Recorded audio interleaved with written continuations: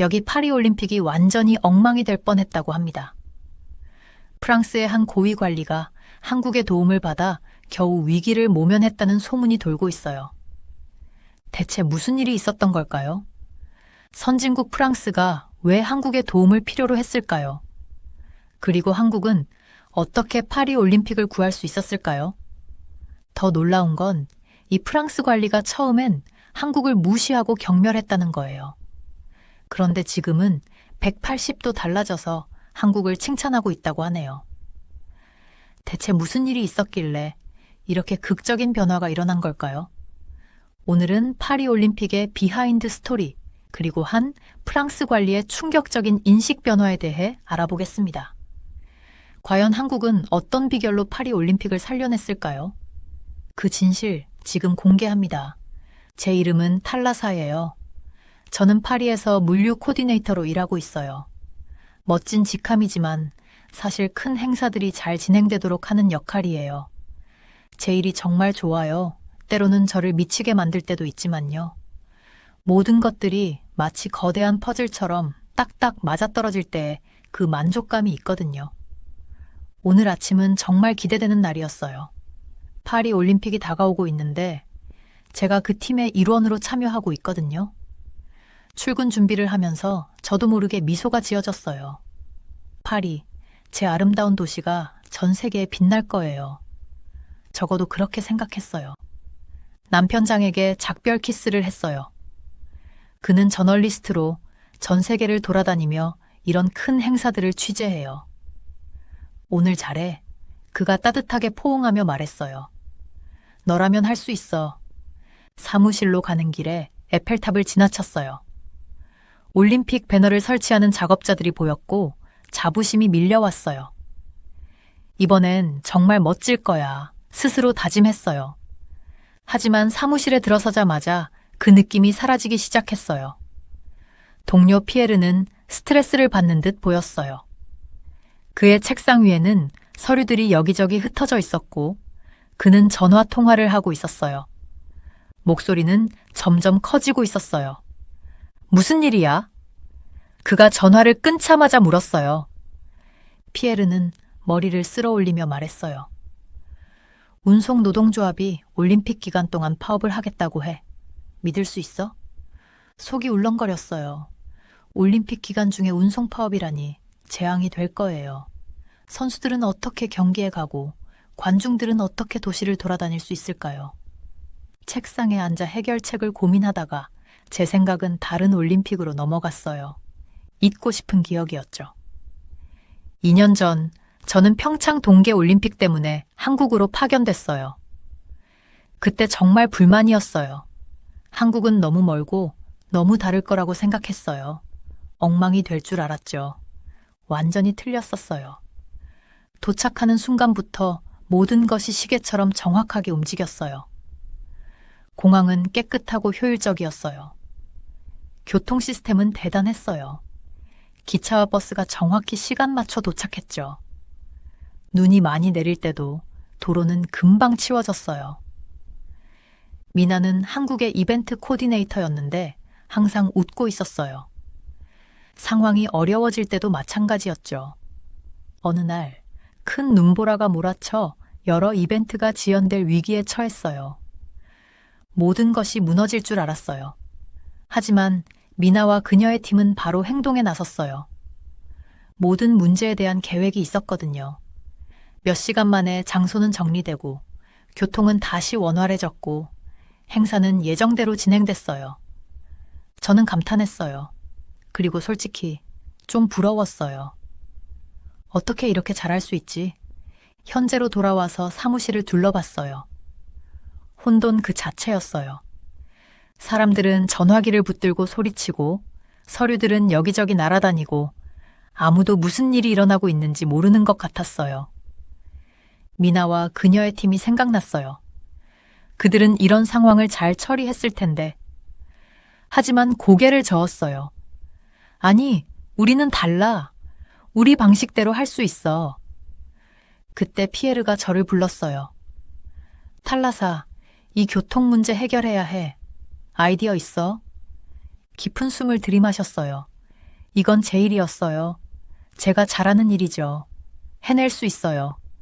하지만 피에르와 함께 아이디어를 내기 시작하면서 뭔가 놓치고 있다는 느낌을 지울 수 없었어요. 한국 사람들이 알아낸 무언가. 아니, 단호하게 생각했어요. 우리는 파리 방식대로 할 거야.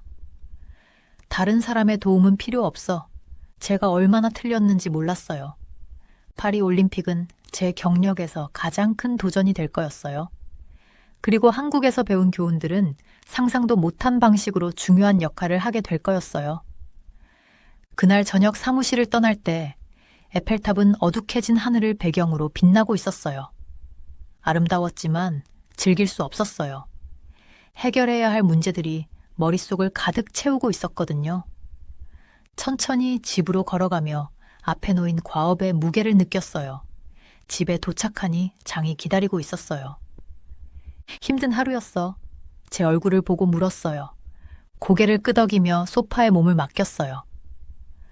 우리가 해낼 수 있을지 모르겠어, 장. 할 일이 너무 많고 모든 게 잘못되고 있는 것 같아. 장이 제 옆에 앉아 어깨를 감싸 안았어요. 평창에서 네가 말했던 거 기억나? 모든 게 얼마나 매끄럽게 진행됐는지 감탄했다고? 몸이 굳어졌어요. 그건 달랐어. 그들은 그냥 우리와는 달라. 장이 눈썹을 치켜 올렸어요. 그래? 아니면 그냥 더 나은 방법을 찾은 걸까? 대답하지 않았어요. 한국인들에게서 배울 게 있을지도 모른다는 걸 인정하고 싶지 않았어요. 그날 밤 잠자리에 들면서 평창의 기억이 머릿속을 떠나지 않았어요. 효율성, 팀워크, 모두가 같은 목표를 향해 함께 일한다는 느낌. 여기 파리에서도 그렇게 할 수 있을까? 우리 올림픽도 그렇게 성공적으로 만들 수 있을까? 이 질문들이 머릿속에서 맴도는 가운데 잠이 들었어요. 그 답이 생각보다 빨리 그리고 예상치 못한 방식으로 찾아올 줄은 몰랐어요. 오늘 아침에 일어났을 때 속이 불편한 느낌이 들었어요. 오늘은 파리 올림픽 작업을 시작하는 날이라서 그런지 걱정이 되더라고요. 준비를 하면서 스스로를 다독였어요. 타라사, 이건 내 도시야. 잘 해낼 수 있어. 하지만 올림픽 마을에 도착하자마자 문제가 있다는 걸 알았어요. 그곳은 완전 엉망이었어요. 공사 인부들은 마감 기한이 훨씬 지난 건물들을 마무리하려고 분주하게 움직이고 있었고, 운동선수들은 갈 곳을 몰라서 우왕좌왕하고 있었어요. 그들을 확인하러 가보니 몇 시간째 방 안내를 기다리고 있더라고요. 이건 말도 안 돼. 제가 중얼거렸어요. 무의식적으로 평창과 비교하게 되더라고요. 거기서는 모든 게 미리 준비되어 있었거든요. 선수들이 도착하자마자 따뜻하게 맞이하고 바로 방으로 안내해줬어요. 한국이 더 잘했다는 걸 인정하기 싫어서 그 생각을 밀어냈어요. 방 상황을 정리하려고 애쓰던 중에 누군가와 부딪혔어요. 아, 죄송해요.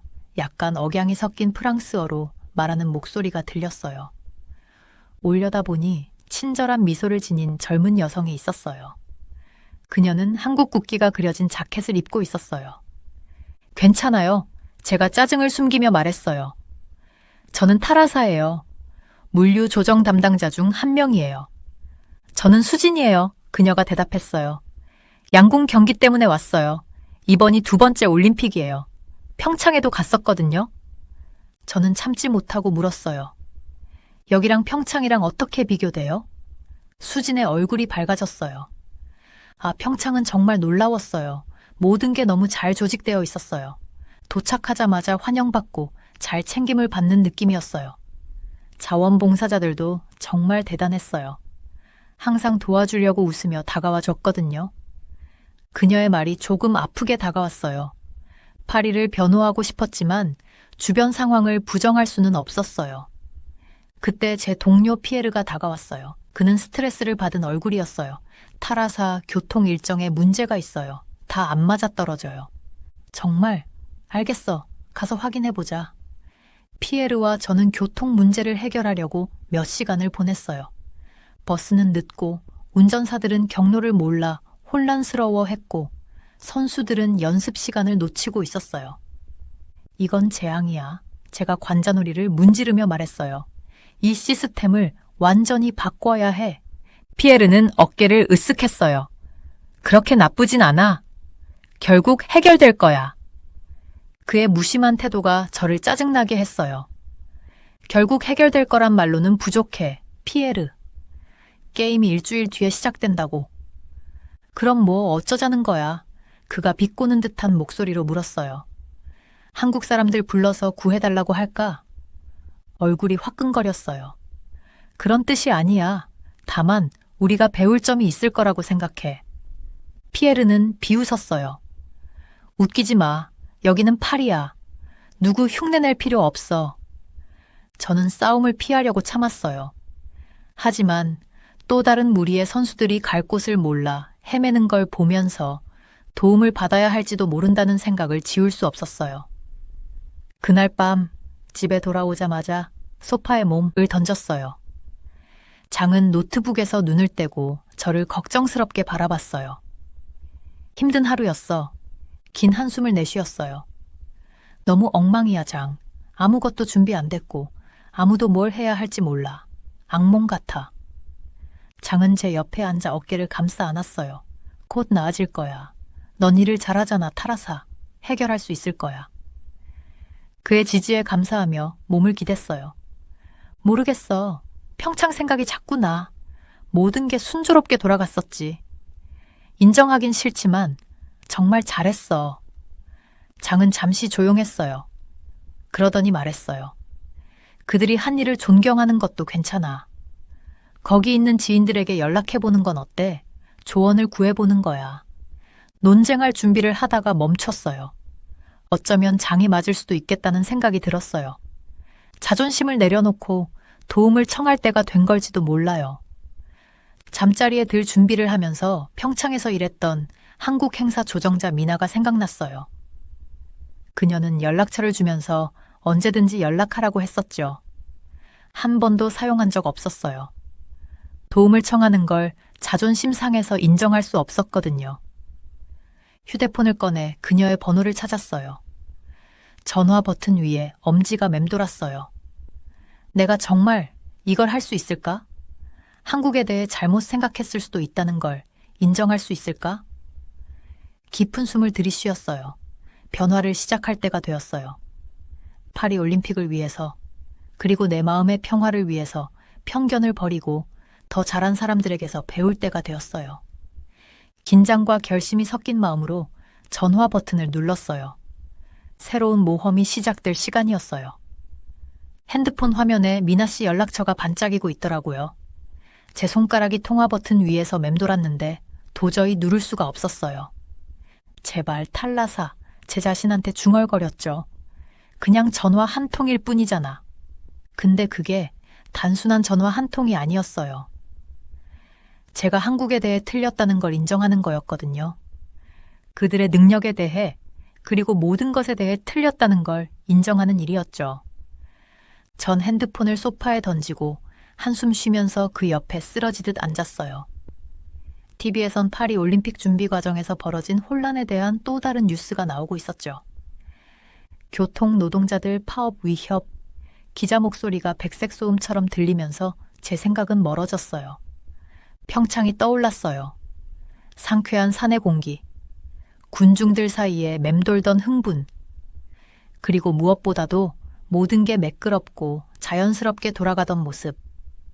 드라마도 없고 허둥대는 조정자들도 없었어요. 그저 차분한 효율성뿐이었죠. 기억이 떠올랐어요.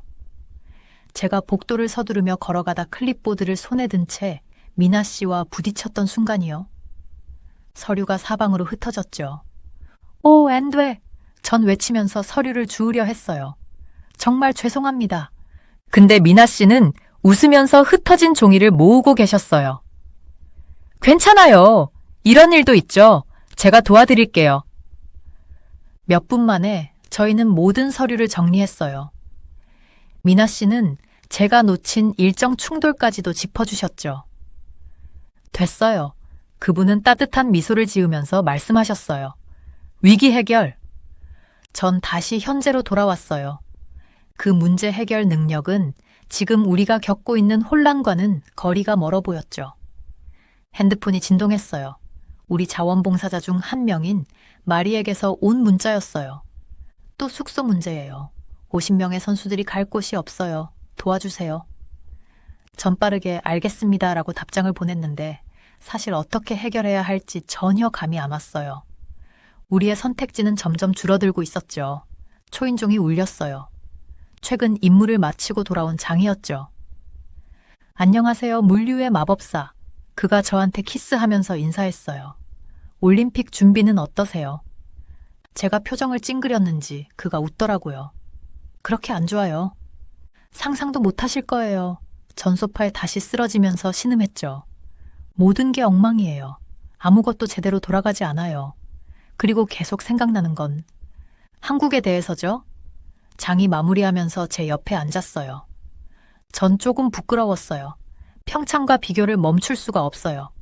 모든 게 얼마나 매끄럽게 진행됐는지, 그들이 얼마나 준비됐었는지. 그럼 거기 있는 연락처들에게 도움을 요청하는 게 어떠세요? 장이 물었어요. 조언이라도 받으면? 전 불편하게 몸에 꼬았어요. 글쎄요. 그건 패배를 인정하는 것 같아서요. 장이 제 손을 잡았어요. 아니면 그게 가장 현명한 선택일 수도 있어요. 가끔은 도움을 청하는 게 가장 강한 행동일 때도 있거든요. 그가 옳다는 걸 알고 있었어요. 하지만 자존심을 버리기는 어려웠죠. 다음 날 사무실은 혼돈 그 자체였어요. 자원봉사자들은 이리저리 뛰어다니고 전화벨은 쉴 새 없이 울려댔죠. 마리가 세 통의 전화를 동시에 처리하느라 정신없는 모습이 보였어요. 네, 화나신 거 이해합니다. 그녀가 말했어요. 문제를 해결하기 위해 최선을 다하고 있습니다. 조금만 더 기다려주세요. 전화기 건너편에서 소리치는 사람이 제 자리에서도 들릴 정도였어요. 마리의 얼굴이 어두워졌죠. 어떻게 해야 할지 모르겠어요. 그녀가 전화를 끊으면서 속삭였어요. 아무것도 제대로 돌아가지 않아요. 전 그녀의 어깨를 토닥였어요. 우리가 해결할 거예요. 어떻게든. 하지만 자리를 떠나면서도 의심이 저를 괴롭혔어요. 정말 해결할 수 있을까요? 피에르의 사무실을 지나치다 그는 얼굴이 붉어진 차에 누군가와 통화 중인 걸 봤어요. 그게 한국에서 어떻게 했는지는 상관없어요. 그가 소리쳤어요. 여기는 파리예요. 우리는 우리 방식대로 해요. 전 고개를 저었어요. 우리의 방식은 분명 통하지 않고 있었죠. 그날 밤 전 잠을 이루지 못하고 뒤척였어요. 평창에서의 기억이 계속 떠올랐거든요. 밝게 웃던 자원봉사자들, 깔끔한 장소들, 모든 세부 사항이 완벽하게 계획된 듯 보였던 모습. 전 미나 씨의 팀이 마지막 순간에 장소를 변경하던 모습을 경외심에 차서 지켜봤던 기억이 떠올랐어요. 몇 시간 만에 그들은 모든 것을 재정비하고 재조정하고 매끄럽게 운영되도록 만들었죠. 당황함도 혼돈도 없었어요. 그저 차분한 효율성뿐이었죠. 갑자기 더 이상 참을 수 없었어요. 전 일어나서 핸드폰을 찾았어요. 그리고 다시 망설이기 전에 통화 버튼을 눌렀죠. 1번, 2번, 3번. 거의 끊으려던 순간, 여보세요? 미나 씨의 밝은 목소리가 들려왔어요. 탈라사 씨? 맞으세요? 전 깊이 숨을 들이쉬었어요. 안녕하세요, 미나 씨.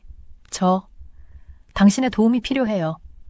그리고 그렇게 전 한 걸음을 내디뎠어요.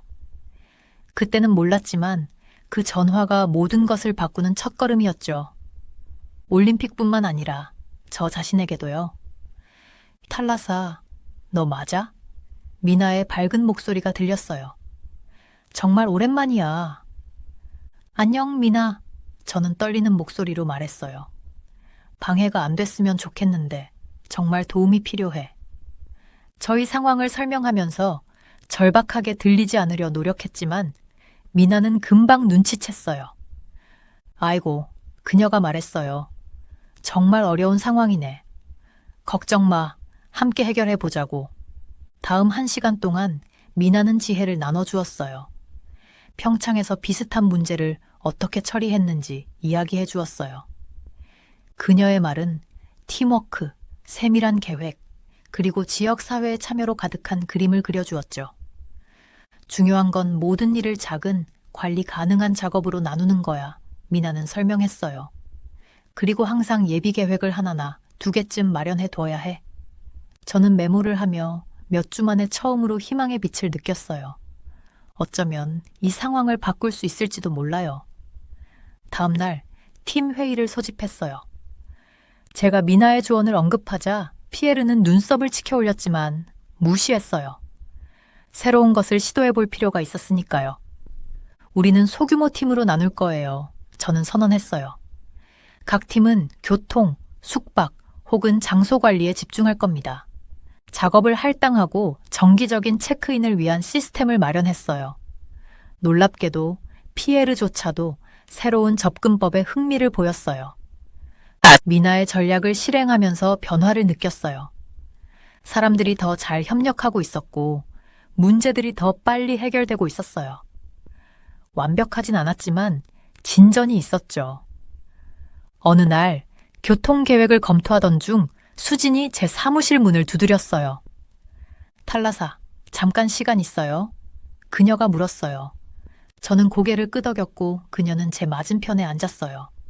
그냥 감사하다고 말하고 싶었어요. 수진이 미소 지으며 말했어요. 이제 훨씬 더 잘 조직된 느낌이에요. 고향 생각도 나고요. 그녀의 말이 제 마음을 따뜻하게 했어요. 어쩌면 제가 한국에 대해 잘못 생각하고 있었는지도 몰라요. 첫 번째 큰 시험은 호텔의 배관 문제로 인해 팀 전체를 이동시켜야 했을 때였어요. 예전 같았으면 대재앙이었겠지만 새로운 시스템 덕분에 순조롭게 처리했어요. 모두들 정말 잘했어요. 다음 날 팀 회의에서 말했어요. 이게 바로 우리가 필요로 하는 팀워크입니다. 피에르조차도 상황이 개선되고 있다는 것을 인정했어요. 아마도 이 한국식 방법에 뭔가 있는 것 같군. 그가 중얼거렸어요. 시간이 지나면서 우리는 더 많은 문제를 해결해 나갔어요. 교통 경로를 수정하고 의사소통 시스템을 개선하고 까다로운 선수들까지도 조금씩 설득하기 시작했어요. 어느 저녁 사무실을 나서려던 중말이라는 자원봉사자가 서류를 정리하며 미소 짓는 모습을 보았어요. 행복해 보여요. 제가 말했어요. 마리가 고개를 끄덕였어요. 맞아요. 지난주에 그만둘까 했었는데 지금은 이제 뭔가 잘 되고 있다는 느낌이 들어요. 그녀의 말이 집으로 가는 길 내내 머릿속에 맴돌았어요. 우리는 한 걸음 한 걸음씩 변화를 만들어가고 있었어요. 그날 밤 민에게 전화를 걸어 우리의 진전을 업데이트했어요. 정말 대단해 탈라사, 그녀가 외쳤어요. 너와 너희 팀이 자랑스러워. 대화를 나누면서 한국 문화, 음식, 전통에 대해 물어보았어요. 미나는 기꺼이 공유해 주었고 제가 잘못된 편견을 갖고 있었다는 것을 깨달았어요. 있잖아, 제가 말했어요. 너와 한국에게 사과해야 할 것 같아. 잘못된 생각을 많이 하고 있었거든. 미나는 친절하게 웃으며 말했어요. 걱정하지 마. 중요한 건 지금 배우고 있다는 거야. 전화를 끊고 한참 동안 앉아서 얼마나 많은 것이 변했는지 생각했어요. 올림픽 준비뿐만 아니라 제 자신도요. 새로운 아이디어에 마음을 열었고 그 덕분에 예상치 못한 방식으로 성공을 거두고 있었죠. 잠자리에 들 준비를 하면서 설렘과 긴장이 뒤섞인 기분이 들었어요. 아직 갈 길이 멀었지만 이제 이 올림픽을 성공시킬 수 있을 거라는 믿음이 생겼어요. 그리고 어쩌면 언젠가는 다시 한국을 방문할 수 있을지도 몰라요. 이번에는 열린 마음과 열린 눈으로요. 7월 15일 아침 불안감의 잠에서 깨어났습니다. 파리 올림픽이 열하루 앞으로 다가왔는데 최근의 진전에도 불구하고 준비가 덜 된 기분이었어요. 커피를 마시며 폰을 확인하니 알림이 쏟아졌습니다. 헤드라인을 읽으며 심장이 철렁 내려앉았죠. 올림픽 개막일에 대규모 철도 파업 발표, 호텔 노동조합 파업 위협, 올림픽 주간 폭염 예보.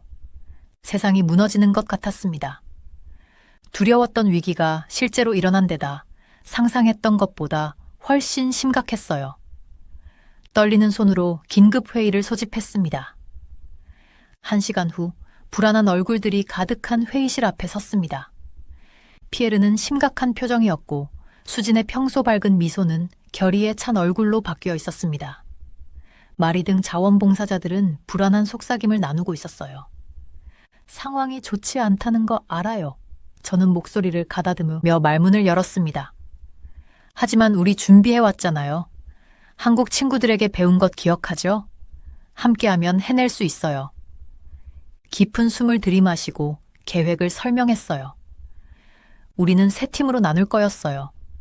하나는 대체 교통수단을, 하나는 노조 협상을, 또 하나는 시내 곳곳에 냉방소를 설치하는 일을 맡기로 했습니다. 피에르, 교통팀을 이끌어 주세요. 그는 고개를 끄덕이며 눈에 새로운 종영심을 띄웠습니다. 수진, 자원봉사자들과 함께 냉방소를 맡아줄 수 있죠. 그녀는 엄지손가락을 들어 보였어요. 노조는 제가 직접 다룰게요. 팀으로 나뉘며 자부심이 느껴졌습니다. 몇 주 전만 해도 혼란과 공포로 가득 찼을 방이 이제는 목적과 결의로 가득 차 있었죠. 다음 며칠 동안 우리는 밤낮 없이 일했습니다. 저는 거의 잠을 자지 못했고 수진이 소개해준 한국 에너지 음료로 버텼어요. 계속된 좌절에도 불구하고 우리는 다시 모여 해결책을 찾아냈습니다. 철도 노동자들이 양보하지 않자 전기버스 대여를 조직하고 대규모 자전거 공유 프로그램을 마련했습니다. 호텔 노조가 파업을 위협했을 때는 지역 주민들에게 도움을 요청해 나중에 커뮤니티 참여의 모범 사례로 칭송받을 홈스테이 프로그램을 만들었죠. 폭염은 독특한 도전이었지만 수진의 팀이 훌륭히 대처했습니다. 그들은 파리 전역에 물 안개 분사기와 휴식 공간을 설치하고 무료 물과 자외선 차단제를 제공했어요. 심지어 쿨올림픽 캠페인을 조직해 파리 시민들에게, 방문객들에게 물과 그늘을 제공하도록 권장했습니다. 개막일이 다가오며 피로와 흥분이 교차했습니다. 우리는 할 수 있는 모든 것을 했어요. 이제 남은 건 우리의 노력이 충분할지 지켜보는 것뿐이었습니다. 7월 26일 아침은 밝고 더웠습니다. 에펠탑에서 첫 방문객들이 도착하는 모습을 지켜보았습니다. 놀랍게도 모든 것이 순조롭게 진행되고 있었어요. 자전거 도로는 즐거운 자전거 이용자들로 가득했고 냉방소는 감사하는 방문객들로 붐볐으며 곳곳에서 파리 시민들이 올림픽 손님들을 맞이하는 모습을 볼 수 있었습니다.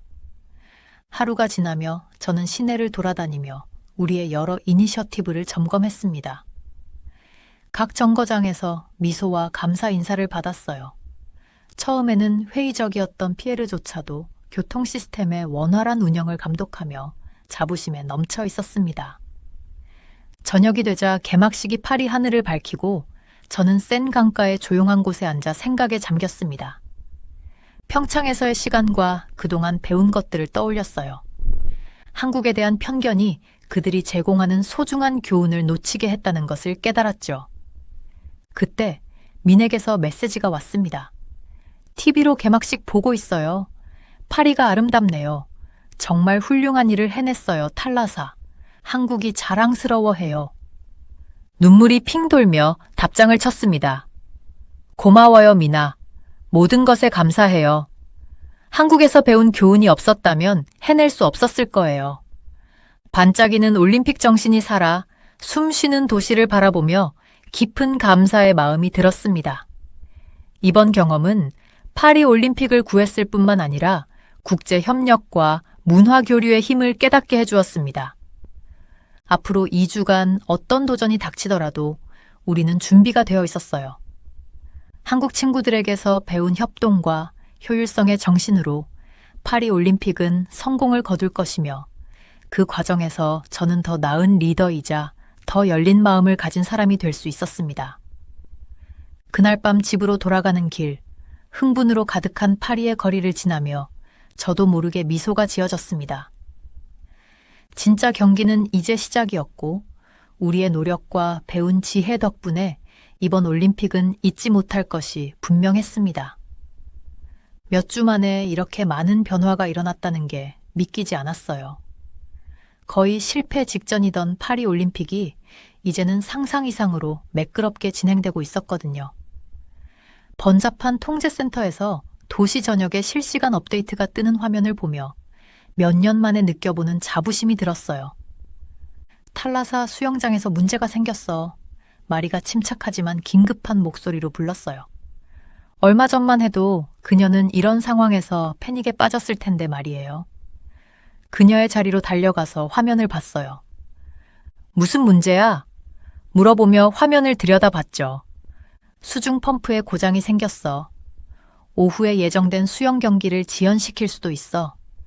그녀가 수영장 배관 시스템의 상세 도면을 보여주며 설명했어요. 예전 같으면 이런 문제로 인해 완전히 혼란에 빠졌겠지만 이제는 미나와 한국 동료들에게 배운 전략 덕분에 계획이 있었어요. 좋아, K7 프로토콜을 발동하자.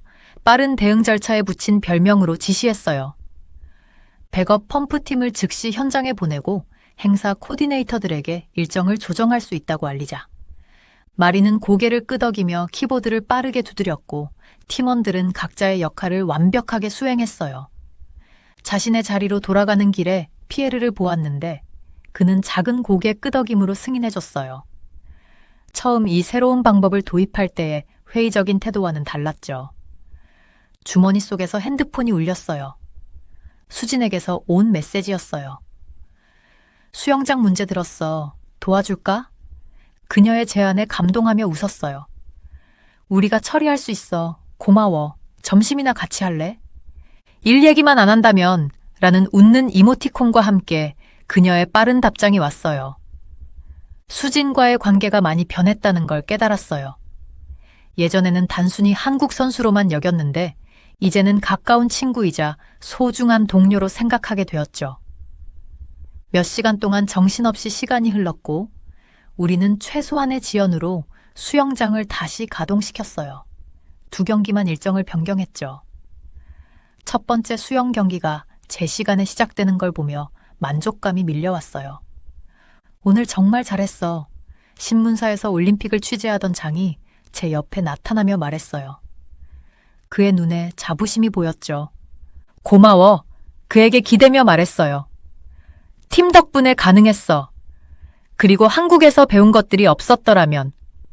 장이 미소를 지으며 고개를 끄덕였어요. 한국의 효율성은 보여주기식이라고 불평하던 그때와는 정말 많이 변했네. 예전의 태도를 부끄러워하며 얼굴이 붉어졌어요. 내가 틀렸었어. 정말 틀렸어. 그걸 깨닫게 되어 다행이야. 통제센터를 나서면서 자원봉사자들이 도시의 교통 경로를 계획하는 걸 보았어요. 평창 올림픽에서 배운 색깔 코드 시스템을 사용하고 있었어요. 잘 되고 있어요? 도움이 필요하면 말해요. 자원봉사자들에게 다가가 물었어요. 그들은 웃으며 고마워했어요. 우리는 괜찮아요. 이 시스템이 정말 좋아요. 모든 게 명확해요. 가슴이 따뜻해졌어요. 이제는 올림픽을 원활하게 운영하는 것 이상으로 사람들을 하나로 모으고 서로 배우고 성장하는 것이 중요해졌죠.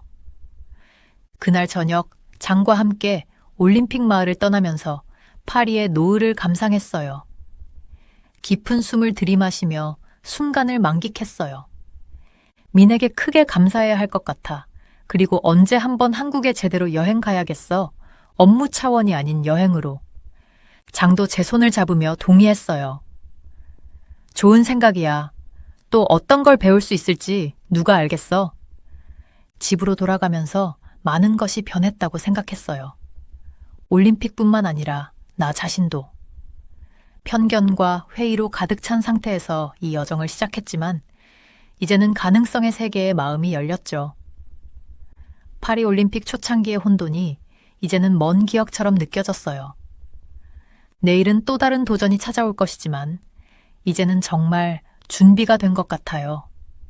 팀이 곁에 있고 한국 친구들에게서 배운 교훈들이 있으니 어떤 일도 해낼 수 있을 것 같았어요. 아파트에 도착해 올림픽 경기장에 반짝이는 불빛을 다시 한번 바라보며 조용히 속삭였어요. 고마워요, 한국. 더 나은 방법을 가르쳐줘서. 그리고 그렇게 또 다른 올림픽의 마법 같은 하루를 위해 집으로 들어갔어요. 제 이름은 세라피나 블라이즈입니다. 저는 MIT, 즉 매사추세츠 공과대학교에서 언어학 교수로 일하고 있습니다. MIT는 세계 최고의 대학 중 하나입니다. 저는 항상 언어, 특히 고대 언어에 매료되었습니다. 수천 년 전 사람들이 사용하던 단어를 이해하는 것은 마법 같은 일입니다. 매일 아침 저는 매사추세츠 케임브리지에 있는 아늑한 아파트에서 일어납니다. 벽에는 세계 각국의 언어에 관한 두꺼운 책들로 가득 찬 책장이 줄지어 서 있습니다. 그 중에서도 저는 고대 그리스어와 라틴어에 관한 책을 가장 좋아합니다. 책의 등선을 따라 손가락을 세울며시 문지르며 역사적 무게를 느끼는 것이 좋습니다. 오늘도 평소와 다름없는 하루입니다. 진한 커피 한 잔을 따라 마시며 오전 강의를 준비하기 위해 책상에 앉습니다. 가을 햇살이 창문을 통해 들어와 제 서류 위로 따뜻한 빛을 들이웁니다. 커피를 한 모금 마시고 젊은 학생들에게 지식을 전할 준비가 되었다는 생각에 미소를 짓습니다. MIT 캠퍼스를 가로질러 걸을 때 발 아래에서 낙엽이 바스락거립니다. 학생들은 책과 노트북이 가득 든 배낭을 메고 서둘러 지나갑니다. 공기는 상쾌하고 시원하며 배움에 대한 열정으로 가득합니다. 저는 깊게 숨을 들이쉬며 활력을 느낍니다. 강의실에 들어서자 구두굽이 반짝이는 바닥을 따라 딸깍딸깍 소리를 냅니다. 강의실은 경기장처럼 계단식 좌석이 늘어서 있는 거대한 공간입니다. 학생들이 들어오며 떠드는 소리가 가득합니다. 저는 노트북을 설치하고 슬라이드를 준비하며 익숙한 설렘을 느낍니다. 여러분, 안녕하세요. 저는 목소리를 높여 말합니다. 오늘은 문자 체계의 기원에 대해 이야기해 보겠습니다. 고대 메소포타미아와 이집트에서 문자가 어떻게 시작되었는지 설명하며 강의를 시작합니다. 중국 문자가 어떻게 발달하고 아시아의 다른 나라로 퍼졌는지 이야기합니다. 학생들은 열심히 필기하며 고개를 끄덕입니다. 그런데 제가 항상 조금 불편해하는 부분에 이르게 됩니다. 이제 한글이라는 한국의 문자 체계에 대해 이야기해 보겠습니다. 제가 말합니다. 한글은 15세기에 창제되었는데 사실 다른 문자 체계에 비해 상당히 최근에 만들어진 것입니다. 저는 학생들의 얼굴을 바라보며 잠시 멈춥니다. 몇몇 한국 학생들은 약간 긴장한 표정을 짓고 있습니다. 저는 계속해서 말합니다. 한글은 과학적이고 배우기 쉽다는 점에서 자주 칭찬을 받습니다. 하지만 주목할 점은 한글이 주로 기존의 문자 체계, 특히 한자에 기반하고 있다는 것입니다. 교실 안에 웅성거림이 번집니다. 몇몇 학생들이 서로 눈빛을 교환하는 것을 봅니다. 한 학생, 샤오롱 우가 손을 듭니다. 블라이즈 교수님, 그의 목소리가 날카롭습니다.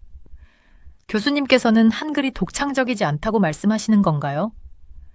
저는 깊게 숨을 들이쉽니다. 항상 까다로운 주제입니다.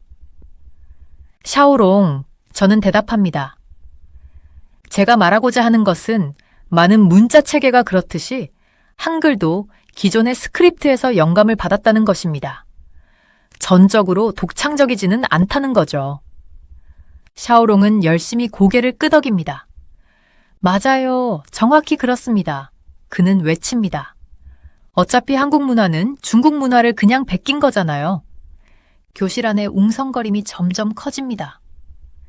몇몇 학생들이 화난 표정을 짓고 다른 학생들은 혼란스러워 보입니다. 저는 손을 들어 상황을 진정시키려고 합니다. 자, 저는 말합니다. 흥분하지 맙시다. 모든 문화는 이전 것을 바탕으로 발전합니다. 그것이 인간 지식이 성장하는 방식입니다. 하지만 제 말이 문제를 해결하지 못한 것 같습니다.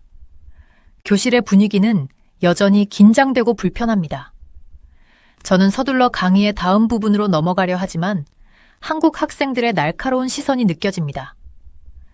강의를 마무리할 즈음 문을 노크하는 소리가 들립니다.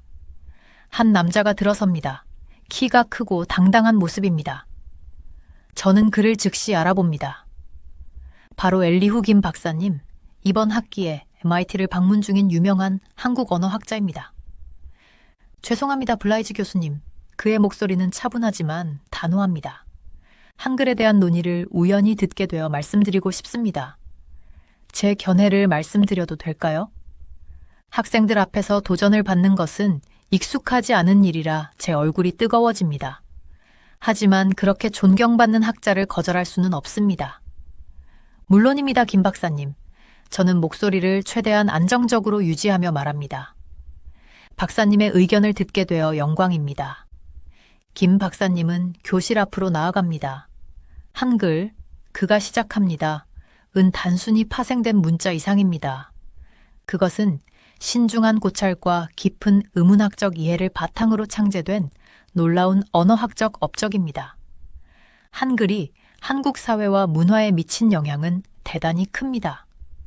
그는 한글의 독특한 특징, 과학적 설계, 역사적 중요성에 대해 설명합니다. 그의 말이 이어질수록 학생들은 점점 더 집중합니다. 심지어 샤오롱도 열심히 듣고 있습니다. 김 박사님이 말을 마치자 교실은 박수갈채로 가득 찹니다. 저는 그 자리에 서서 혼란스러움, 호기심, 그리고 어쩌면 제가 한글에 대해 잘못 알고 있었을지도 모른다는 기분을 느낍니다. 학생들이 흥분된 채로 교실을 떠날 때 김 박사님이 저에게 다가옵니다. 블라이즈 교수님, 그가 말합니다. 다음 주에 한글의 역사와 중요성에 대한 전체 강의를 할 예정입니다. 참석해 주시면 기쁘겠습니다. 아마도 교수님의 관점이 바뀔 수 있을 겁니다. 저는 고개를 끄덕이며 말없이 동의합니다. 강의 자료를 정리하고 강의실을 나서면서 제 마음은 뒤죽박죽입니다. 수년 만에 처음으로 제 지식과 믿음에 대해 확신이 서지 않습니다. 제가 한글에 대해, 한국 문화에 대해 잘못 생각하고 있었던 걸까요? 캠퍼스를 다시 걸어갈 때 가을 공기는 더 이상 상쾌하게 느껴지지 않습니다. 대신 변화의 찬바람이 불어와 제 안락한 확신을 날려버리는 것 같습니다. 저는 지금 새로운 것과 미지의 것 앞에 서 있다는 것을 깨닫습니다. 과연 제가 이 문턱을 넘을 용기가 있을까요? 강의실로 들어서니 심장이 쿵쾅거렸어요. 방 안은 사람들로 가득 차서 빈자리를 찾기 힘들었죠. 앞줄에 빈자리가 보여서 그쪽으로 갔어요. 최대한 자신 있는 척하면서 말이에요. 자리에 앉아 팔짱을 끼고 최대한 회의적인 표정을 지으려 했어요. 저는 김 박사님이 틀렸다는 걸 증명하려고 온 거지. 감동받으러 온 게 아니니까요. 김 박사님이 강단에 오르자방 안이 조용해졌어요. 그는 키가 크고 점잖아 보였으며 은퇴 안경 뒤로 친절한 눈빛을 띠고 있었어요. 청중을 향해 따뜻하게 미소 지으셨지만 제 눈을 마주칠 때는 도전의 기미가 보였어요. 안녕하세요, 여러분. 그가 강력하고 명확한 목소리로 말문을 열었어요. 오늘 우리는 한글, 즉 한국의 알파벳에 대해 이야기할 겁니다. 저는 눈을 굴렸어요. 대단하다고요? 웃기지 마세요. 김 박사님은 계속해서 한글은 단순한 문자 체계가 아닙니다. 해방의 상징이고 깨달음의 상징이며 언어의 힘이 삶을 어떻게 바꿀 수 있는지 보여주는 예입니다. 라고 하셨어요. 저도 모르게 몸을 앞으로 기울였어요. 김 박사님의 열정이 말 한마디 한마디에 배어 있었어요. 그는 43년에 한글을 만든 세종대왕에 대해 이야기하기 시작하였어요. 상상해보세요. 김 박사님은 두 팔을 넓게 벌리며 말했어요. 오직 엘리트만이 읽고 쓸 수 있었던 시대를요. 일반 사람들은 문맹의 함정에 갇혀서 자신들의 생각을 글로 표현하지도 중요한 문서를 읽지도 못했습니다. 세종대왕은 이 불의를 보시고 뭔가 해야겠다고 결심하셨죠. 김 박사님이 말씀하시는 동안 저는 그 장면을 떠올리게 됐어요. 학자들에 둘러싸여 새로운 알파벳을 만들기 위해 고군분투하는 지혜로운 왕의 모습이요. 솔직히 조금은 감명받았어요. 한글은 혁명적이었어요. 김 박사님은 계속해서 말씀하셨어요. 배우기 쉽고 사용하기 쉽게 만들어졌죠. 각 글자는 특정 소리를 나타내고 글자의 모양은 발음할 때 입의 모양을 본떠서 만들어졌습니다. 그는 칠판에 한글 문자를 몇 개 그리며 설명했어요. 저는 더 가까이 다가갔어요. 과학적인 접근 방식이 정말로 똑똑하다고 생각했어요. 한글이 만들어진 지 몇 년 안에 김 박사님은 자랑스러운 목소리로 말씀하셨어요. 농부와 하인들조차 읽고 쓸 수 있게 되었어요. 일반 사람들에게 새로운 지식과 표현의 세계를 열어주었죠. 제 선입견에 균열이 생기기 시작했어요. 이건 단순한 문자가 아니라 사회 변화를 위한 정교한 도구였어요. 하지만 제가 이 생각을 완전히 받아들이기도 전에 방 뒤쪽에서 큰 목소리가 들렸어요. 그건 말도 안 돼요. 저는 뒤돌아보았어요. 샤오롱 우가 일어나 있었고 얼굴은 분노로 붉게 달아올라 있었어요. 한국 문화는 중국 문화를 베낀 것뿐이에요. 독창적인 건 하나도 없어요. 방 안이 웅성거렸어요. 몇몇 한국 학생들이 상처받고 화난 표정을 짓고 있었어요. 하지만 김 박사님은 침착함을 유지하셨어요. 좋은 의견 감사합니다, 우 씨. 그는 정중하게 말씀하셨어요. 하지만 저는 정중히 반대하고 싶네요. 한국 문화가 중국의 영향을 받은 것은 사실이지만 이는 많은 동아시아 문화들이 그렇듯이 당연한 일입니다. 그러나 한글은 독창적인 한국의 창조물입니다. 샤오롱은 물러서지 않았어요. 알파벳의 개념 자체가 독창적이지 않아요. 그리고 한국어는 여전히 많은 한자를 사용하고 있어요. 저는 숨을 죽이고 김 박사님의 대답을 기다렸어요. 제 일부는 한국 문화를 항상 무시해왔던 그 부분은 샤오롱의 말에 동의하고 싶었어요. 하지만 또 다른 부분, 김 박사님의 강의에 감동받은 부분은 그가 좋은 답변을 해주길 바랐어요. 김 박사님은 인내심 있게 미소 지으셨어요. 알파벳의 개념 자체는 한국에만 있는 것은 아닙니다. 그러나 한글의 디자인은 완전히 독창적입니다. 한자대에서는 일부 문맥에서는 여전히 사용되지만 한글이 주된 문자 체계입니다. 사실 한글 덕분에 한국은 한자에 의존하지 않게 되었죠. 그는 역사적 증거들, 고문서, 언어학적 연구 등을 제시하셨어요. 증거가 하나하나 나올 때마다 샤오롱의 주장은 점점 약해 보였어요. 강의가 계속되자 제 마음은 혼란스러워졌어요. 한국어와 문화에 대해 알고 있다고 생각했던 모든 것이 도전받고 있었어요. 김 박사님의 열정과 지식은 부인할 수 없었지만 제 선입견이 그렇게 틀렸던 걸까요?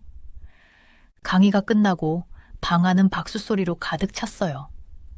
학생들은 김 박사님 주위에 모여 질문을 하고 한글에 대한 자신의 경험을 나누었어요. 저는 자리에 앉아 멍한 기분이었어요. 사람들이 다 빠져나가자 김 박사님이 저에게 다가오셨어요. 어땠나요, 블라이스 교수님? 그가 부드럽게 물으셨어요. 입을 열었다가 닫았어요. 뭐라고 말할 수 있을까요? 감동받았다고? 혼란스럽다고? 제 세계관이 뒤흔들렸다고? 김 박사님은 제 침묵을 이해하시는 듯 했어요. 미소 지으며 말씀하셨어요. 알고 이해하는 가장 좋은 방법은 직접 경험해보는 것입니다. 저는 눈썹을 치켜 올렸어요. 무슨 뜻이죠? 다음 달에 한국으로 연구 여행을 떠납니다. 그가 말했어요. 역사적인 장소들, 박물관, 언어 전문가들을 만날 예정입니다. 당신도 함께 가면 좋겠어요. 첫 반응은 거절이었어요. 제가 한국에 간다고요? 하지만 김 박사님의 친절한 얼굴을 보니, 그리고 강의에서 여전히 흥분해 있는 학생들을 보니 설명할 수 없는 끌림이 느껴졌어요. 생각해 볼게요. 저는 마침내 말했어요. 강의실을 나서면서 머릿속이 복잡했어요. 정말 한국에 갈 수 있을까요? 제가 알고 있던 그들의 문화가 틀렸다는 사실을 받아들일 수 있을까요? 그때는 몰랐지만 그 강의와 초대가 제 인생을 바꿀 거였어요. 한글의 중심으로의 여행은 이제 막 시작된 거였죠. 내 방 거울 앞에 서서 내 모습을 바라봤어요. 정말 이걸 하려는 건가?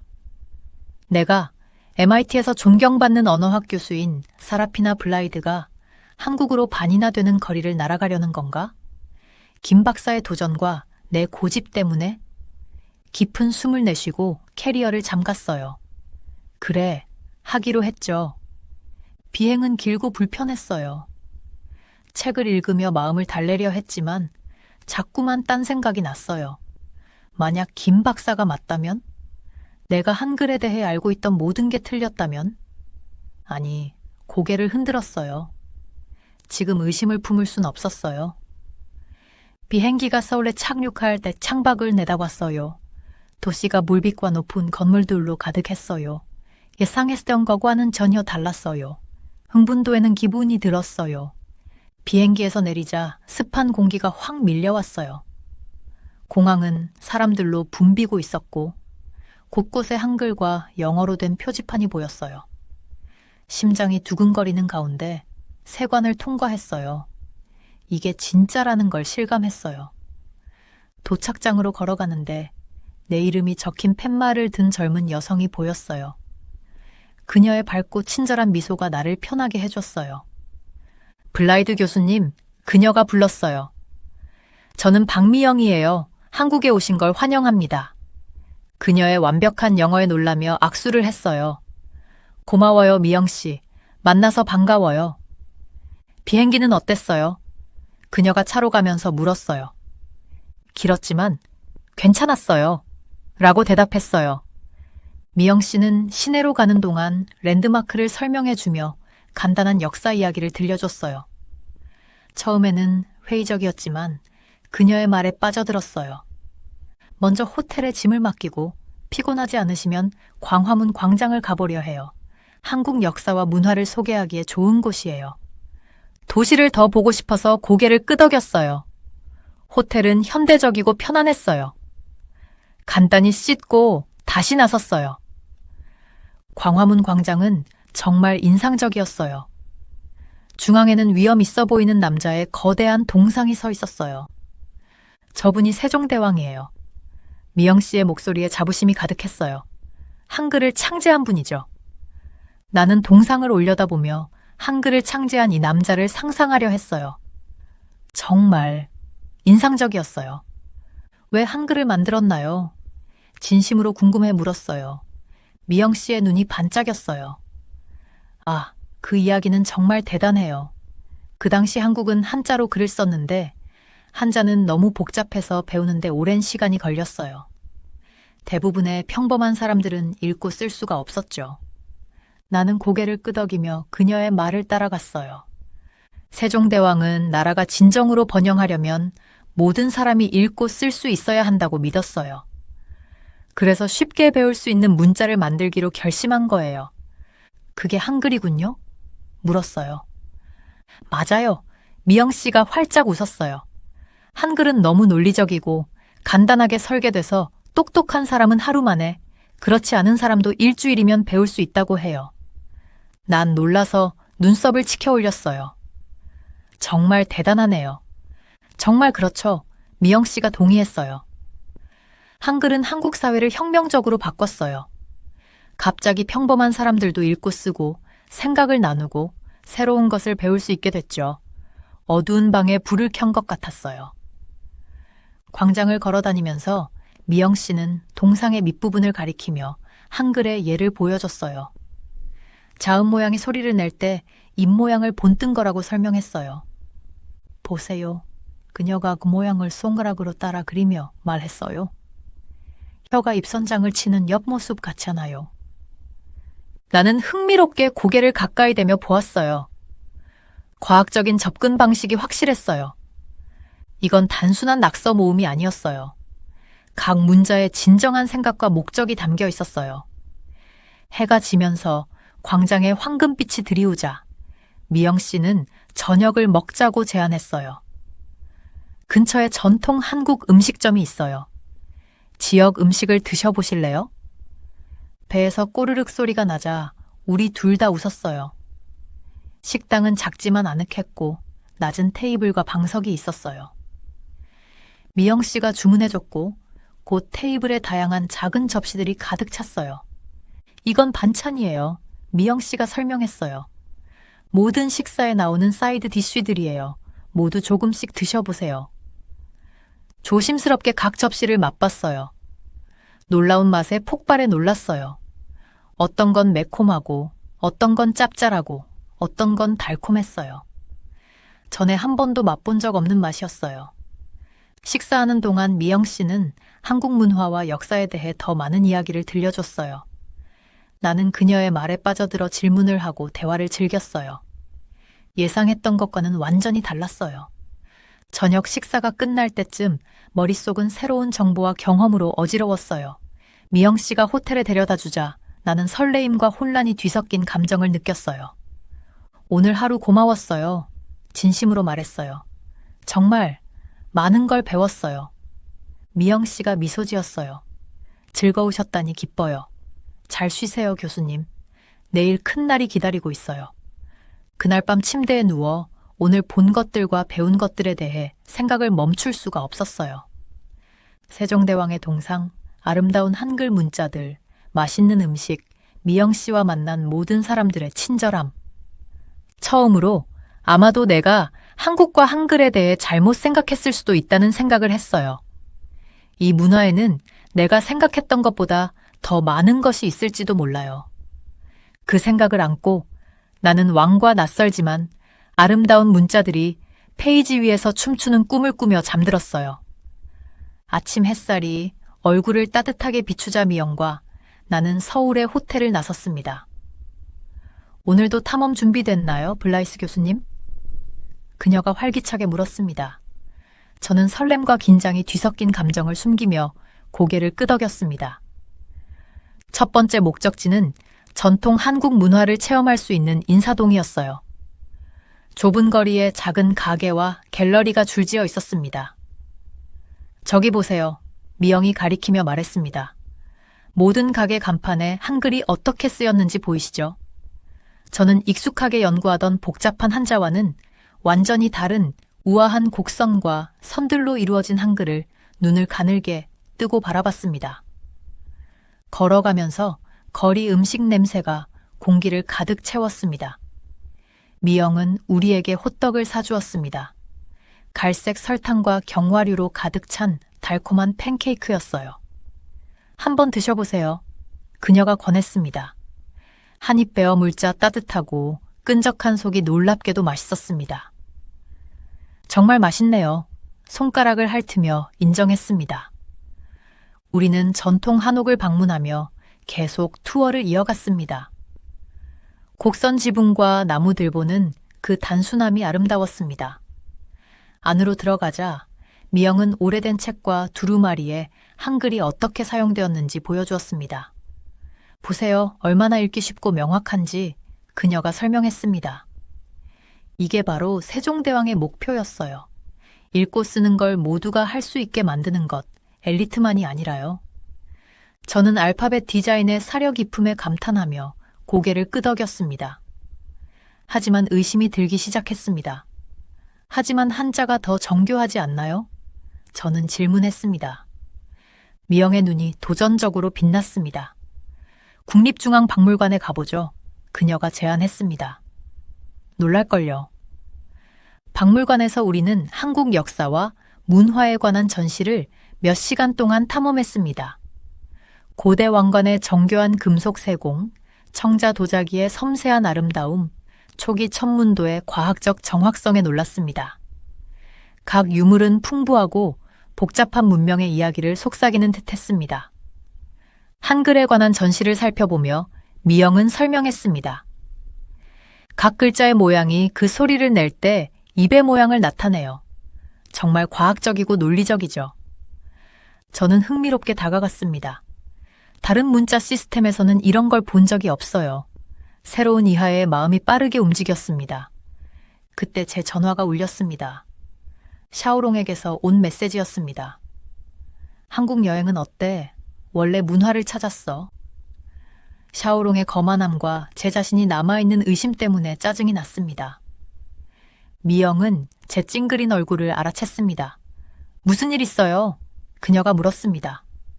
저는 메시지를 보여주며 샤오롱의 한국 문화에 대한 견해를 설명했습니다.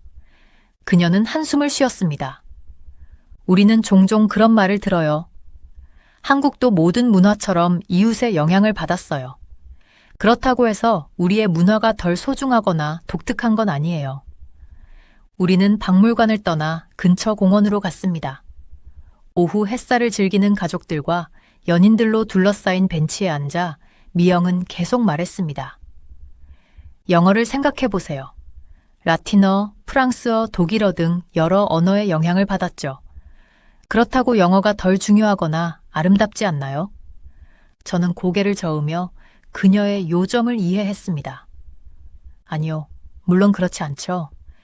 영어가 다른 언어에서 단어와 개념을 흡수하는 능력은 영어를 더 풍부하고 표현력 있게 만드는 부분이에요. 맞아요. 미영이 미소 지었습니다. 한국 문화도 마찬가지예요. 우리는 중국 등에서 영향을 받았지만 그것들을 우리만의 것으로 만들었어요. 한글은 그런 창의성과 혁신의 완벽한 예죠. 해가 지기 시작하면서 우리는 근처 식당으로 갔습니다. 테이블이 낮아서 바닥에 앉아야 했어요.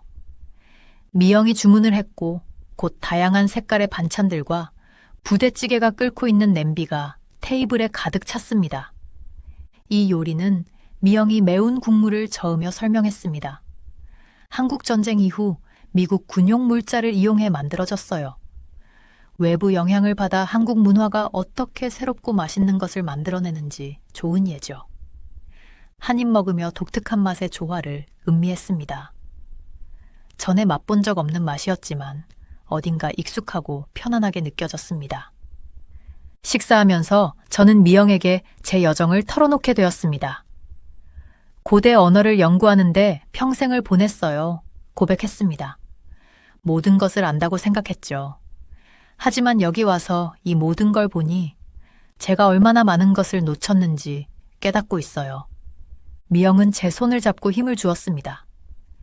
그게 바로 배움의 아름다움 아니겠어요? 항상 더 발견할 것이 있는 거죠. 그날 밤 호텔 방에서 창가에 앉아 반짝이는 서울의 스카이라인을 바라보았습니다. 제가 보고 배운 모든 것에 대해 생각했습니다. 한글의 우아한 단순함, 한국 역사의 깊이, 만난 사람들의 따뜻함, 이 모든 것이 제 오랜 신념에 도전하고 있었습니다. 전화를 들어 샤오롱의 메시지를 다시 보았습니다. 한편으로는 논쟁하고 싶었고 제 옛 견해를 방거하고 싶었습니다. 하지만 다른 한편으로는 매일 더 강해지는 목소리가 어쩌면 제가 틀렸을지도 모른다고 속삭였습니다. 깊은 숨을 들이마시고 답장을 쓰기 시작했습니다. 샤오롱, 한국은 놀라움으로 가득해. 많이 배우고 있어. 우리 둘 다 우리의 가정을 재고할 필요가 있을지도 몰라. 보내기 버튼을 누르자 어깨에서 무거운 짐이 내려가는 것 같았습니다. 이제 저는 이 여정의 단순한 관찰자가 아니었습니다. 저는 변화하고 성장하고 있었으며 그 사실이 저를 두렵게 하면서도 설레게 했습니다. 내일은 새로운 발견, 오래된 사고방식에 대한 새로운 도전을 가져다 줄 것입니다. 하지만 한국에 온 이후 처음으로 저는 열린 마음과 가슴으로 그것을 기대하고 있었습니다. 아침 일찍 일어났는데 설렘과 긴장이 뒤섞인 기분이었어요. 오늘은 김 박사님이 우리를 위해 국립항을박물관 방문을 준비해 놓으신 날이었거든요. 준비하면서 며칠 동안 한국에 있으면서 이미 내 시각이 얼마나 바뀌었는지 생각해 봤어요. 미영 씨가 호텔 로비에서 저를 기다리고 있었어요. 그녀는 여전히 밝고 명랑한 모습이었어요. 한글 역사에 깊이 빠져볼 준비됐어요. 블라이스 교수님? 그녀가 물었어요. 저도 미소 지으며 대답했어요. 준비됐어요. 박물관은 아름다운 현대식 건물이었어요. 그 디자인이 한글의 깔끔한 선을 떠올리게 했어요. 안으로 들어서자 그곳에 조용한 경건함이 느껴졌어요. 마치 일반 박물관이 아니라 언어에 바치는 성소 같았어요. 김 박사님이 입구에서 우리를 기다리고 계셨어요. 아, 세라피나, 미영, 한글 역사의 중심지에 온 걸 환영하네. 그는 흥분된 눈빛으로 말했어요. 우리는 투어를 시작했고 저는 바로 매료됐어요. 전시물들은 단순히 오래된 문서를 나열한 게 아니라 이야기였어요. 백성을 위해 새로운 문자 체계를 만든 왕의 이야기였어요. 이것 좀 보세요. 김 박사님이 한 전시물을 가리키며 말했어요. 여기서는 세종대왕과 그의 학자들이 각 글자를 어떻게 설계했는지 보여줘요. 입과 혀의 모양을 본따서 소리를 낼 때의 형태를 나타내도록 한 거죠. 저는 흥미롭게 다가가서 들여다봤어요. 그 단순함과 논리성에 놀랐어요. 정말 과학적이네요. 제가 중얼거렸어요. 맞아요. 김 박사님이 외쳤어요. 한글은 단순히 즉흥적으로 만들어진 게 아니에요. 배우기 쉽고 사용하기 쉽게 신중하게 설계된 거죠. 박물관을 돌며 한글이 한국 전역에 퍼지는 과정을 배웠어요. 처음에는 많은 학자들이 어려운 한자를 고수하려고 저항했죠. 그런데 누가 한글을 바로 받아들였는지 아세요? 미영 씨가 물었어요. 고개를 저었어요. 여성과 평민들이었어요. 그녀가 말했어요. 어려운 한자를 배울 기회가 없었던 사람들, 갑자기 그들도 읽고 쓸 수 있게 된 거죠. 그때의 상황을 상상해 보려고 노력했어요.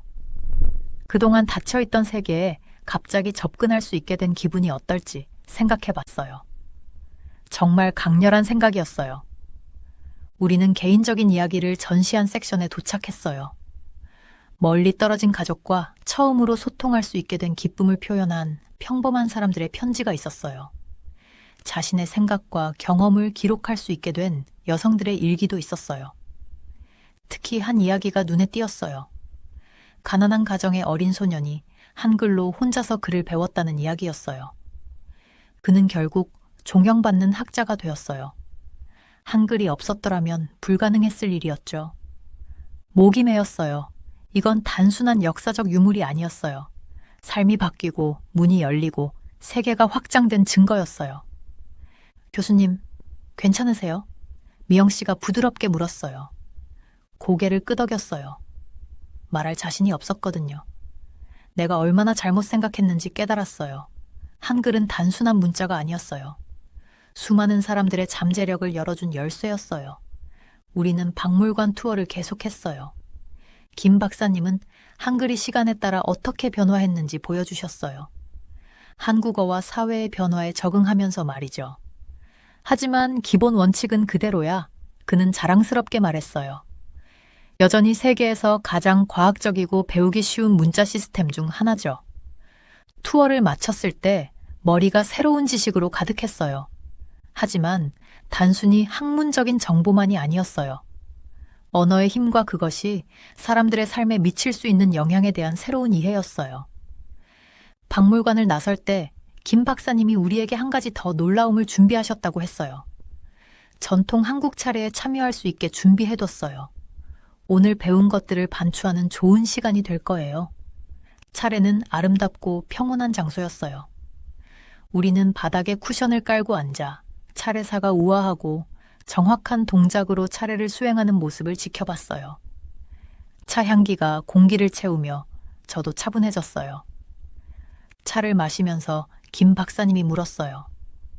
그래서 세라피나, 이제 어떤 생각이 드나요? 잠시 생각을 정리했어요. 겸허해졌어요. 솔직히 말했어요. 그리고 예전에 내 태도가 부끄러워요. 한글의 깊이와 중요성을 전혀 몰랐거든요. 미영 씨가 제 손을 토닥였어요. 너무 자책하지 마세요. 중요한 건 배우려는 의지였잖아요. 저는 그녀의 친절에 감사했어요. 한글만이 아니에요. 계속 말했어요.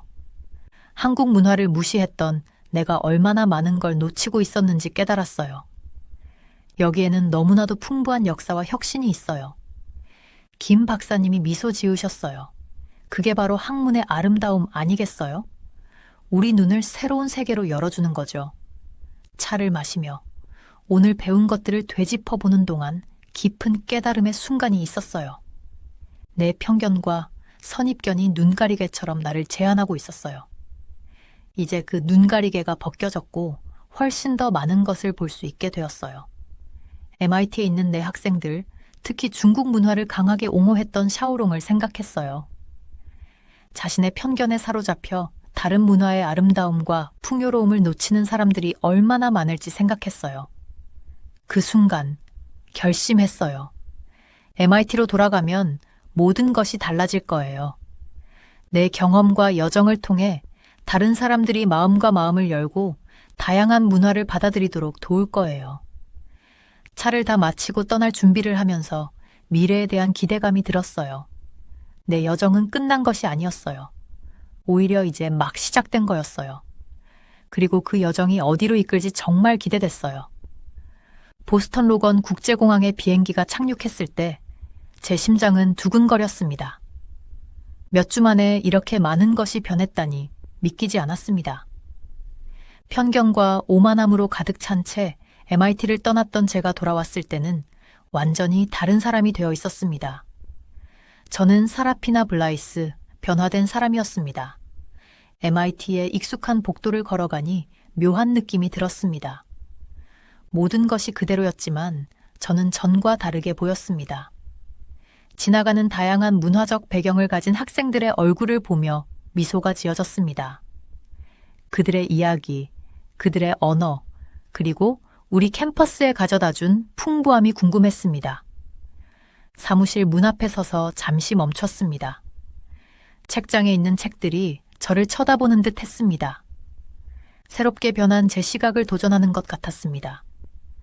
책장으로 다가가 손가락으로 책등을 따라가다 보니 아시아 언어에 관한 책이 눈에 띄었습니다.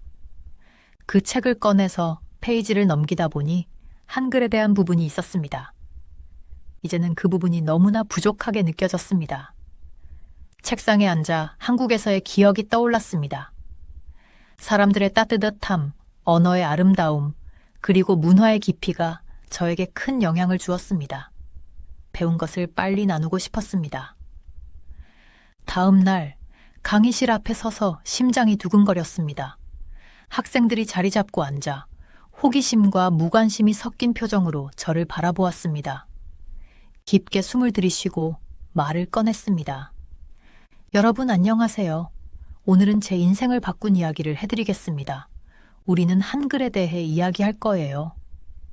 몇몇 학생들이 놀란 듯 눈썹을 치켜 올렸습니다. 예상치 못한 주제였던 것 같습니다. 몇 주 전 저는 여기서 한글이 중요하지 않다고 말했습니다. 제가 틀렸습니다. 정말 크게 잘못 생각했어요. 강의실이 조용해졌습니다.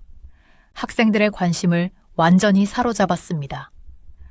저는 한글을 처음 무시했던 순간부터 한국에서의 변화된 경험을 이야기했습니다. 세종대왕과 그의 놀라운 비전을 설명하고 한글이 얼마나 쉽게 배울 수 있도록 고안되었는지, 그리고 가장 가난한 사람들도 문맹에서 벗어날 수 있도록 했다는 것을 전했습니다. 여러분, 상상해 보세요. 자신의 백성을 위해 전체 알파벳을 만든 왕이 있었다는 것을요. 그게 바로 언어의 힘입니다. 그게 바로 한글의 힘이에요. 칠판에 한글 제음을 적으며 각 글자가 가진 과학적 원리를 설명했습니다. 학생들은 흥미로워하며 앞으로 몸을 기울였습니다. 하지만 한글은 단순한 기발한 디자인 이상입니다. 한국의 정체성과 회복력의 상징이기도 합니다. 일본의 지배 시절 동안 억압의 시도를 이겨냈고 한 민족을 하나로 묶어주었습니다. 한글은 언어가 문화를 형성하는 힘에 살아있는 증거입니다. 제가 말을 이어가자 학생들의 표정이 변했습니다. 무관심은 사라지고 진정한 관심과 흥분이 자리 잡았습니다. 한 학생이 손을 들었습니다. 블라이스 교수님, 이 경험이 교수님 개인에게 어떻게 변화를 가져왔나요? 저는 그 질문이 고마워 미소 지으며 대답했습니다. 겸손을 배웠어요. 저의 선입견이 세상을 이해하는데 얼마나 제한적이었는지 깨달았죠. 왜 언어학을 사랑하게 되었는지도 다시 상기시켜줬어요. 모든 언어는 인간 경험에 대한 고유한 이야기를 담고 있으니까요. 그 후 몇 주 동안 저는 전체 커리큘럼을 새롭게 구성했습니다. 다양한 문화적 배경을 가진 초청 연사들을 초대해 그들의 언어 이야기를 나누게 했습니다. 언어와 문화의 관계에 대해 활발한 토론이 이루어졌고 학생들이 자신의 편견을 질문하며 낯선 언어를 호기심으로 대하도록 격려했습니다. 강의실의 분위기는 눈에 띄게 변했습니다. 이전에는 조용했던 학생들이 이제는 활발하게 참여했습니다.